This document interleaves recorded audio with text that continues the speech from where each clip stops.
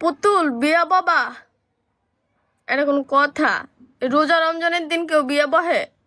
বিয়া বসমু ঈদের পরে, সবাই গ্রামের বাড়িতে যাবে, তখন আমার বিয়ের দাওয়াত খেয়ে আসবে। এখন কিসের বিয়ে? রোজা রমজানে কোনো বিয়ে আছে? সবাই তো রোজা রাখছে, বিয়ে কিভাবে খাবে?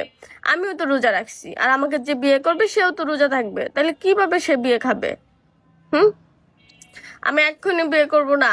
আমি যদিও বিয়ে করি সেটা ঈদের পরে, আর এই ঈদ না, এখন থেকে আরো 5 বছর পরে 5টা ঈদ হবে, তখন 5 বছর পর আমি বিয়ে বলবো। এখনই আমার বিয়ে বাবার সময় হয় নাই। আমি মাত্র অনার্সে পড়ি, আমার অনার্সটা শেষ হয়ে যাক, মাস্টার শেষ হবে, তারপর আমি বিসিএস দিব, বিসিএস এলাও হবো, তারপর আমি বিয়ে বলবো একটা বিসিএস ক্যাডার জামাই দেখা। কারণ আমার সাথে মিলতে হবে না, জামাইও থাকবে বিসিএস ক্যাডার, বউ থাকবে বিসিএস ক্যাডার। ও সেই